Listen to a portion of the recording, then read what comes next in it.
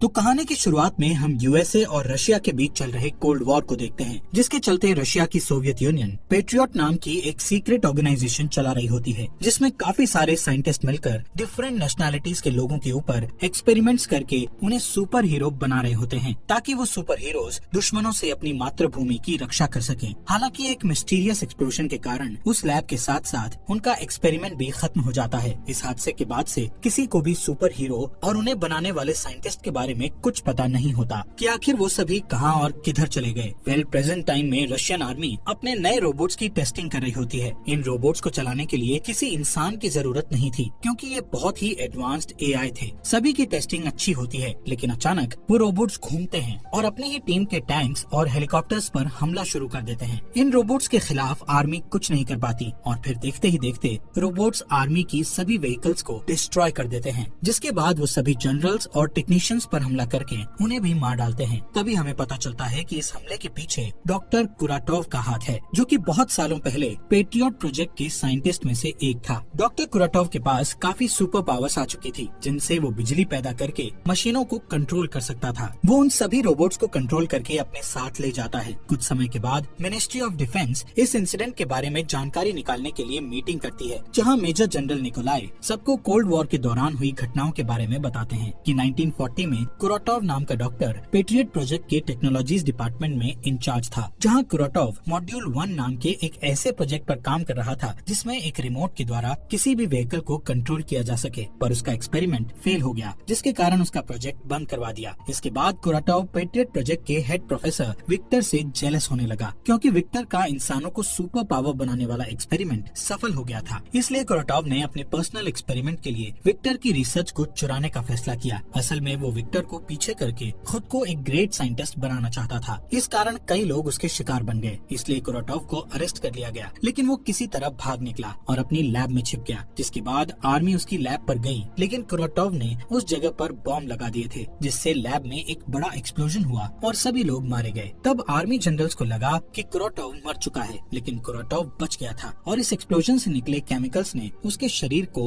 Module 1 experiment में बदल दिया था। इसके बाद निकोलाई कहते हैं कि अब उसे हराने के लिए हमें उसके द्वारा बनाए गए सुपर हीरोज को खोजना होगा। इसी दौरान हम कुराटोव को आर्मी के गोदामों से उनके सभी व्हीकल्स और रिसोर्सेज को चुराते हुए देखते हैं। यहाँ मीटिंग के बाद ministry of defence patriot organisation को दोबारा ओपन करने का फैसला लेती है, जिसका चार्ज मेजर एलिना को दिया जाता है। एलिना अपनी टीम को ढूंढने का कहती है और इस मिशन का नाम द गार्डियंस रखा जाता है। अब जैसे ही उन्हें सुपर पावर्स की थोड़ी इन्फॉर्मेशन मिलती है, वो उनकी खोज में निकल जाते हैं, जहाँ सबसे पहले वो आर्मेनिया के एक हिडन टेम्पल में लेयर नाम के सुपर हीरो को ढूंढ निकालते हैं, जो कि यहाँ सन्यासी बनकर अपनी पुरानी जिंदगी को भुलाने की कोशिश कर रहा था। एलेना उससे पेट्रियट प्रोजेक्ट के बारे में बात करती है। तब लेयर अपनी पावर्स को दिखाते हुए पत्थरों को हवा में उठा लेता है और एलेना से कहता है कि मैं उस प्रोजेक्ट के साथ काम नहीं करना चाहता। लेकिन जब एलेना उसे बताती है कि कुराटोव जिंदा है, तो लेयर उनके प्रोजेक्ट में काम करने के लिए मान जाता है, क्योंकि लेयर को कुराटोव से बदला लेना है। इसके बाद वो ईस्ट कजाकिस्तान के लिए निकल जाते हैं, जहाँ हम खान नाम के दूसरे सुपर हीरो को देखते हैं। जब एजेंट्स हथियारों से भरी गाड़ियों के साथ उनके पास जाते हैं, तब खान अपनी पावर से बहुत तेजी से मूव करता है और सभी को तलवार से मार डालता है। तभी खान लेयर को देखकर रुक जाता है, जहाँ लेयर उसे भी कुराटोव से बदला लेने के लिए अपने साथ आने को कहता है। इसके बाद वो नॉर्दर्न साइबेरिया जाते हैं, जहाँ आर्सूस नाम का तीसरा सुपर हीरो जंगल में रह रहा था। आर्सूस जैसे ही कुछ सोल्जर्स को देखता है, तो वो एक जानवर में बदल जाता है, उन सभी को फेंकने लगता है। तभी इसकी नजर लेयर और खान पर जाती है। आर्सूस भी बदला लेना चाहता है, इसलिए वो भी उनके साथ शामिल हो जाता है। अब वो लास्ट सुपर हीरो को ढूंढने के लिए मॉस्को जाते हैं, जहाँ जीनिया एक फेमस परफॉर्मर बन गई है और वो अपनी पावर्स का यूज पूल में परफॉर्म करने के लिए करती है, क्योंकि जीनिया पानी में इनविजिबल हो जाती है। शाम को एक शो के बाद जीनिया खान को अपने ड्रेसिंग रूम में देखकर उस पर हमला कर देती है। तब खान फाइट को रोकने के लिए तेजी से मूव होकर दूसरी ओर खड़ा हो जाता है। इसके बाद वो जीनिया को याद दिलाता है कि वो उसका दोस्त है, पर जीनिया उस पर दोबारा अटैक करती है। तभी वहाँ लेयर आता है और जीनिया उस पर भी अटैक करती है। इस फाइट में लेयर जीतता है, क्योंकि उसी ने जीनिया को फाइट सिखाई थी। तभी आर्सूस वहाँ आता है और जीनिया को समझाता है कि हम सभी अपनी पावर्स के कारण पिछले 40 साल से जवान हैं। साथ ही कहता है कि भले ही तुम हमें याद ना करती हो, लेकिन तुम उस आदमी से बदला लेने के लिए हमारे साथ आ सकती हो, जिसने हमें ऐसा बनाया है। उसी इसी दौरान हम कुराटोव को देखते हैं जिसने अपनी क्लोन आर्मी को बना लिया होता है। वहीं सभी लोग अब पेट्रियट हेडक्वार्टर्स आ जाते हैं। जीनिया बताती है कि उसे सिर्फ 1978 के समय की मेमोरी याद है जहां डॉक्टर्स ने उसे सेवास्टोपोल के पास देखा था, लेकिन उसकी पहचान कोई नहीं कर सका। उसे सिर्फ उसकी रिंग से अपना नाम पता चला, लेकिन डॉक्टर्स ने कहा था कि टाइम के साथ उसकी मेमोरी वापस आ जाएगी, लेकिन अभी तक ऐसा नहीं हुआ था। इसके बाद जीनिया ने नोटिस किया कि उसकी एज बढ़ नहीं रही है, इसलिए वो लोगों की नजर में आने से बचने के लिए ट्रैवल करने लगी। जीनिया अपनी पावर्स के बारे में बताती है कि वो पानी में इनविजिबल हो सकती है और किसी भी सिचुएशन के अकॉर्डिंग अपनी बॉडी के टेम्परेचर को कंट्रोल कर सकती है। इसी दौरान एलेना की टीम का एक ऑफिसर वहाँ आता है और उन्हें बताता है कि उन्होंने कुराटोव को एक कबाड़ खाने में नोटिस किया है और वो उस एरिया को अपने कमांड सेंटर की तरह यूज कर रहा है। इसके बाद सभी उस जगह पर पहुँचते हैं जहाँ बारिश होते देख जीनिया खुश हो जाती है और पानी में भीग कर इनविजिबल हो जाती है। तभी उन्हें पता चलता है कि किसी ने उनके सिग्नल को जैम कर दिया है, इसलिए वो अब हेडक्वार्टर से कम्युनिकेट नहीं कर पाएंगे। अब वो चारों अलग अलग जगह से हमला करने के लिए एक दूसरे से अलग हो जाते हैं, जहां जीनिया बिना परवाह किए अंदर चली जाती है। यहाँ कुराटोव के गार्ड्स के पास स्पेशल गॉगल्स होते हैं जिनसे उन्हें जीनिया का बॉडी टेम्परेचर दिखाई देता है, इसलिए वो तुरंत अपने स्पेशल वेपन से जीनिया को फ्रीज कर देते हैं। दूसरी ओर आरसूस और खान अपनी पावर से ज्यादा लोगों को मारने लगते हैं। जब खान चलना बंद करता है तब गार्ड उस पर पैरालाइज डार्ट से अटैक करके उसे रोक देता है। वहीं आरसूस को भी एक जाल में फंसाकर पकड़ लिया जाता है। इधर बिल्डिंग के अंदर लेयर अपनी बॉडी को पत्थरों से ढकने से पहले एक छोटा भूकंप लाता है और सभी गार्ड्स को मार देता है। तभी वहाँ कुराटोव आता है और लेयर पर हमला करना शुरू कर देता है, लेकिन कुराटोव को लेयर के अटैक से फर्क नहीं पड़ता है। कुराटोव लेयर पर हावी हो जाता है और उसकी पीठ तोड़कर उसे घायल कर देता है। इसके बाद हम लेयर, खान और आरसूस को कुराटोव की फोर्स फील्ड सेल में बंद देखते हैं, जहाँ कुराटोव उनसे कहता है कि मैं तुम्हारी सभी पावर्स और खामियों को जानता हूँ, इसलिए मैंने अपने गार्ड्स को इस तरह के हथियार दिए हैं जिनसे वो तुम्हें पकड़ सके।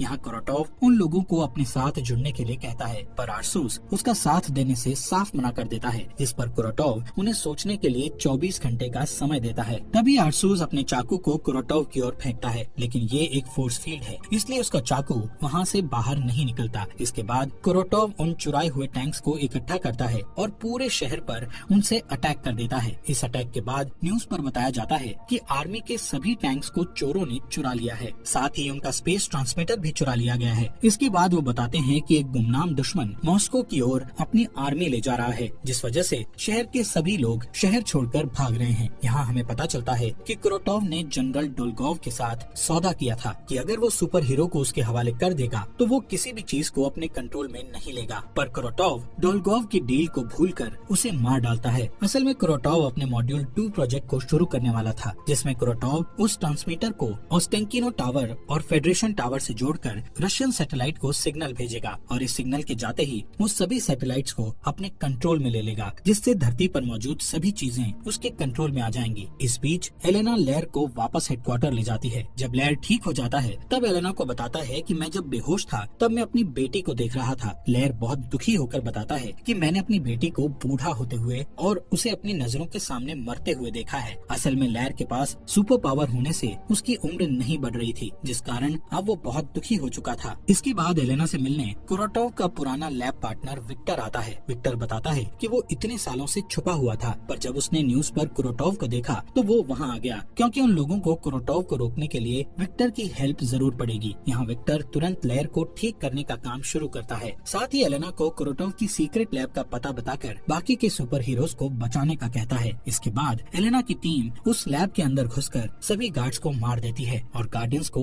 आजाद कर देती है। तब खान कुछ कहे बिना वहाँ से चला जाता है। वहीं कुराटोव उन दोनों टावर्स को शहर से ले जा रहा होता है। इधर एलेना आरसूस से बात करती है। तब आरसूस बताता है कि वो जीनिया के लिए परेशान है, क्योंकि कई सालों बाद वो जीनिया से मिला, लेकिन जीनिया को कुछ भी याद नहीं है, इसलिए उसने जीनिया से दूरी बनाने का फैसला लिया है। इसके अलावा आरसूस अपनी बॉडी के चेंजेस से परेशान होकर कहता है कि वो हर दिन जंगली जानवर बनता है, इसलिए उसे डर है कि कहीं वो हमेशा के लिए जानवर ना बन जाए। जिस पर एलेना उससे वादा करती है कि वो कभी ऐसा नहीं होने देगी और शायद विक्टर उसका इलाज ढूंढ सकता है। इधर विक्टर कुराटोव की सीक्रेट लैब में उसके क्लोन्स पर स्टडी कर रहा था, जिस दौरान कुराटोव वहाँ आता है और विक्टर पर धोखा देने का आरोप लगाते हुए कहता है कि तुमने अकेले काम करके सुपर हीरोज के रिजल्ट को निकालकर मेरे साथ गलत किया। इसके बाद कुराटोव कसम खाता है कि वो पूरी दुनिया को बताएगा कि असली जीनियस कौन है। ये कहकर वो एक जहरीली गैस लैब में छोड़ देता है, जिससे विक्टर की डेथ हो जाती है। बाद में कुराटोव दोनों टावर्स को जोड़कर स्पेस ट्रांसमीटर को सेट करता है। अब जैसे ही वो पावरफुल मशीन को एक्टिव करता है तब पेट्रियट सिस्टम उसे डिटेक्ट करके कुरोटोव के प्लान को समझ जाता है। इसलिए वो उसे रोकने के लिए फाइटर प्लेन का एक ग्रुप भेजते हैं, जिस पर कुरोटोव आर्मी के चुराए रोबोट्स को फाइटर प्लेन के ऊपर गोली चलाने के लिए कहता है, जिस कारण सभी प्लेन बुरी तरह तबाह हो जाते हैं। दूसरी तरफ बिल्डिंग के ऊपर खान को देखते हैं। तब एलेना उससे उसकी परेशानी पूछती है, जिस पर खान बताता है कि उसका एक भाई था जो अच्छा फाइटर था और खान उसी की तरह बनना चाहता था। फिर उसे कुरोटोव मिला जिसने उसे पावरफुल बना दिया, जिसके बाद खान ने अपने भाई को फाइट चैलेंज दिया, पर खान ने फाइट के दौरान अपना कंट्रोल खो दिया और अपने भाई को मार डाला। ये सुनकर एलेना उसके साथ सिंपैथाइज करते हुए याद दिलाती है कि अभी शहर को उसकी जरूरत है। इसके बाद सभी फिर से एक साथ होते हैं, जहाँ एलेना गार्डियंस को बताती है कि उन्होंने उनके लिए नए सूट्स और वेपन बनाए हैं। आरसूस को टारगेटिंग सिस्टम वाली एक तोप मिलती है। ये तोप आरसूस के नर्वस सिस्टम से जुड़ेगी और जहाँ भी आरसूस का एग्रेशन फोकस होगा तोप उसे अपना टारगेट बना लेगी। लेकिन इसके अलावा जब आरसूस पूरी तरह बीस्ट मोड में बदलेगा तब तोप फुल्ली ऑटोमेटिक हो जाएगी। वहीं खान का सूट उसे हर तरह के डैमेज से प्रोटेक्ट करेगा। इस सूट में बुलेट्स, ब्लेड्स के साथ साथ हर तरह के इंजेक्शन को रोकने की पावर होती है। अब लेयर के सूट को देखते हैं, जिसकी मदद से लेयर के पास हमेशा पत्थर मौजूद होंगे। साथ ही एक स्पेशल चाबुक देते हैं जिससे लेयर अपनी इलेक्ट्रोमैग्नेटिक पावर को यूज करके दुश्मन को मार सकता है। वहीं जीनिया को उसका सूट दिखाते हैं, जिसे पहनने के बाद जीनिया कभी भी इनविजिबल हो सकती है। साथ ही वो किसी भी चीज को टच करके उसे भी इनविजिबल कर सकती है। इसके बाद चारों अपने नए हथियारों के साथ प्रैक्टिस करते हैं। स्टार्टिंग में उन्हें प्रॉब्लम्स आती है, लेकिन अच्छी ट्रेनिंग के बाद वो उन्हें कंट्रोल करना सीख जाते हैं। यहाँ कुरोटोव सिग्नल भेजने के लिए टावर्स को चार्ज कर रहा था, इसलिए गार्डियंस टीम के पास उसे रोकने के लिए सिर्फ 1 ही घंटा होता है। टीम टावर की फोर्स फील्ड को डिस्ट्रॉय करने का मिशन बनाती है, जिसके कंप्लीट होने के बाद उन्हें जल्दी से भागना होगा, क्योंकि जल्द ही रॉकेट लॉन्चर्स पूरे मॉस्को को खत्म कर देंगे। इसके बाद लेयर सबवे टनल से कुरोटोव के एरिया में घुस जाता है और बड़ी आसानी से सभी गार्ड्स को मारने लगता है। दूसरी ओर आरसूस और जीनिया सड़कों पर खड़े पहरेदारों से फाइट करते हैं। जीनिया सभी को इनविजिबल होकर मारती है और आरसूस बीस्ट मोड में जाकर सबको मार डालता है। इसके बाद जीनिया मॉल में लेयर से मिलने के लिए आरसूस के ऊपर बैठकर जाती है। इधर खान प्लेन से टावर तक पहुंच जाता है, पर रोबोट्स उसकी प्लेन पर अटैक करते हैं, इसलिए खान को प्लेन से कूदने में परेशानी आती है। दूसरी तरफ आरसूस, लेयर और जीनिया वहां से कुरोटोव के टावर तक पहुंचने के लिए एक बड़े पाइप को पार करना शुरू करते हैं, जिस दौरान गार्ड्स एक साथ उन तीनों पर गोलियां चलाने लगते हैं, जिससे आरसूस फिसल जाता है और लेयर ढाल बनाने के लिए अपने चाबुक को एक्टिव करता है। तभी खान प्लेन से कूदता है और गोली चला रहे गार्ड्स को नीचे गिराकर मार डालता है। इस बीच कुरोटोव की लैब में एलेना को विक्टर मिलता है, जो कि जिंदा था, पर उसके पास ज्यादा समय नहीं बचा था। विक्टर एलेना को बताता है कि अगर सारे सुपर हीरोज अपनी पावर को एकजुट करेंगे तो उनकी पावर्स और भी बढ़ जाएगी, जिससे वो कुरोटोव को आसानी से मार सकेंगे। इसके बाद चारों गार्डियंस टावर में जाते हैं और कुछ गार्ड्स को मारने के बाद वो जनरेटर के पास पहुंच जाते हैं। तब जीनिया जनरेटर को अपनी बॉडी की गर्मी से शॉर्ट सर्किट करने के लिए पकड़ लेती है, जिससे जीनिया को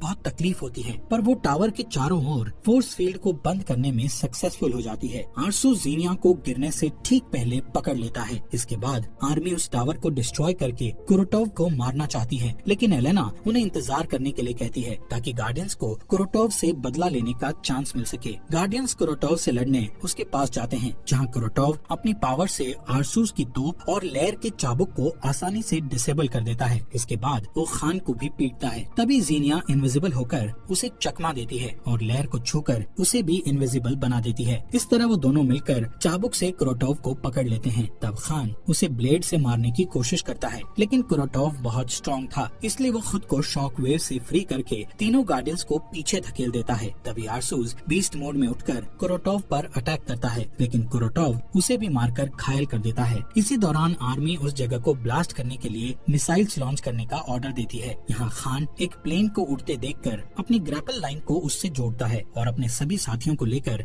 वहाँ से दूर ले जाने लगता है। तभी कुरोटोव उस प्लेन को कंट्रोल कर लेता है, इसलिए खान को लाइन काटनी पड़ती है। इसके बाद सभी एक नदी में गिर जाते हैं। ठीक उसी समय आर्मी मिसाइल लॉन्च करती है, लेकिन वो कुरोटोव तक पहुँच पाती इससे पहले वो उन्हें कंट्रोल करके आसमान में उड़ा देता है। अब कुरोटोव फिर से सैटेलाइट से कांटेक्ट बनाना शुरू करता है। यहाँ एलेना नदी के किनारे गार्डियंस से मिलती है और उन्हें विक्टर की बताई सारी बातें बताती है। इसलिए गार्डियंस जोखिम लेने का फैसला करते हैं और अपनी सारी पावर्स लेयर पर कंसंट्रेट करते हैं, जिससे एक एनर्जी बनती है और टावर को डिस्ट्रॉय कर देती है, जिससे कुरोटोव की डेथ हो जाती है। इसके बाद हम न्यूज देखते हैं जिसमें बताया जाता है कि शहर को अनजान ताकत से बचा लिया गया है। असल में अभी भी किसी को गार्डियंस के बारे में नहीं बताया गया था। सभी का मानना था कि आर्म्ड फोर्सेस ने शहर को बचाया है। एलेना गार्डियंस को उनकी हेल्प करने के लिए थैंक्स बोलती है। अब जीनिया की मेमोरी भी वापस आ चुकी थी और वो फिर से आरसूस के साथ अच्छी लाइफ शुरू करना चाहती थी। सभी गार्डियंस वादा करते हैं कि अगर फिर से कोई बड़ी मुसीबत आती है तो वो वापस आएंगे। उनके जाने से पहले एलेना उन्हें बताती है कि उन्हें बाकी के गार्डियंस मिल गए हैं। कुछ समय बाद आधी रात में दो आदमी एक वैन को रोकते हैं जिससे एलेना बाहर आती है और उनसे लड़ती है। तब एलेना को एक आदमी से पता चलता है